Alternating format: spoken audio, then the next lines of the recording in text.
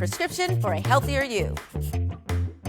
When it comes to car seat safety, it definitely isn't one size fits all or even one position fits all. Avery Gertz is a parent educator with GBMC Healthcare. Welcome. Thank you. I'm happy to have you here. Yes. So you have brought my child. Yes. We're going to call it Elsa Jr. I like it. But you've also brought this car seat. So can you walk us through how to do this properly? Because I feel like you don't really know how to install a car seat until you need to know it. Correct. Yes. So we have an infant carrier here today.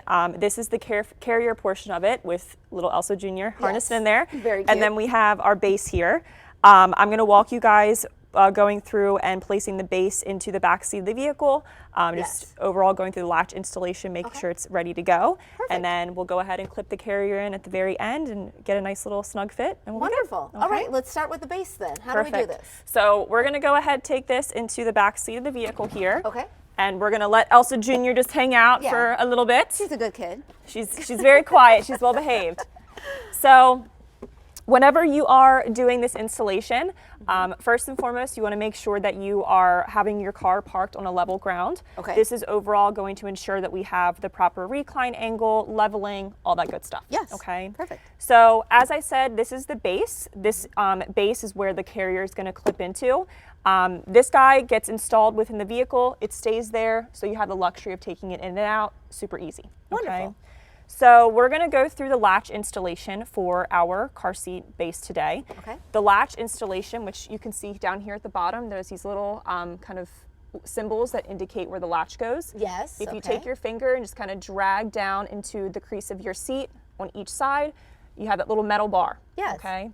Part of the base actually hooks to this metal bar, which is built into your vehicle frame. Okay. So we get a nice little snug fit. Yes. Okay. Okay, great. You can also do these installations with the seatbelt for your vehicle as well, but we're going to do the latch today just because it's a little bit easier to show. Oh, right. Yes, okay? do show us, because latch system, it seems great, but then it also seems a little complicated. Yes. But it doesn't have to be. Exactly. So when it comes to this is a key code base, so this can vary depending on the car seat brand. Okay. But it has this little lever right here where if you pull up on that, it's going to allow you to pull out the latch anchors on each side. Okay. Okay, so I'm going to just pull them out super quick. They look like little claws. Yes. Yes. I actually pretend that they are a little bull nose. So I'll show you on this side here.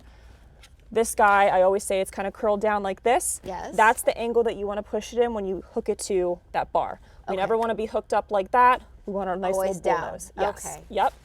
So what I'm going to do, I place the base onto the seat here, and I typically start with the seat or the anchor furthest away from me, just so I'm not going to be hunched over like this the whole time. So I go ahead, I find that bar, I take my lower anchor here, I push in, and I have that nice click. Yes, that click shows it's secure then. Yes, Okay. correct. So I'm going to do same thing on the other side. Yes. Push in, get that nice click. Great. Okay. Now, how do you make sure that it's snug against the back instead of sort of swishing around? Correct. So when it comes to this, again, this can vary based off of the base, but with this base here, we have this little harness that's hanging out on the top. Okay. What we're going to do is we're going to kind of very gently push down. You don't want to put all your body weight on it, Sure. but you just want to give a little bit of a Firm. push there. Yeah, exactly. And as I do that, I'm going to pull up on this harness. So I give nice little snug pull there, yes. and we get a ton of slack out. Okay. When you feel like you got it pretty tight, you take this guy here, and I'm going to make sure I have it nice and level here. Okay, perfect. So I'm going to take this guy, I roll it up, so he gets placed right in his little pocket, just like that. Nice.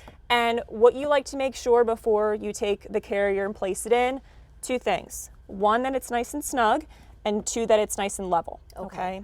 What you do to make sure it's nice and tight to your vehicle is you grab where it's going to be anchored to the car. Okay. So since we anchor down here on these little bars, we're going to grab right here, give a nice little shake. On the other side. It is not budging. It's nice and tight, okay? When you do this shake, as long as we're not moving more than an inch side to side, we're perfect. Good. Okay. Then we go ahead, pay attention to our nice little level here. So it's on each side, but with this one, we can see we have those two black arrows. Level is right there in the middle of those. If it's slanted like this, that's fine. As long as it's in between both of them, Yes. we're good. Wonderful. Okay? So then we would go ahead, grab our nice little Elsa Jr. My child. Yes. She's ready. And All you can right. go ahead, grab her, place her in, and we hear that nice little click. And that ready means, to go. Yes, she's We are ready for a drive. on the town. Correct. Yep. Right. So we just installed that rear-facing car seat. How long do kids stay rear-facing now? So here in Maryland, we actually have a law. Kids have to be, or infants and children have to be 2 years until they can officially go from rear-facing to forward-facing. Okay. With that being said, even though it is that mandated law, rear-facing is definitely the safest area for our babies and our children within the back seat. Yes. So when you actually purchase your car seats, they're going to have some guidelines for you in regards to the child or the baby's height and weight. Okay. So as long as baby and or child is within those height and weight limits, they can definitely go ahead and remain rear facing.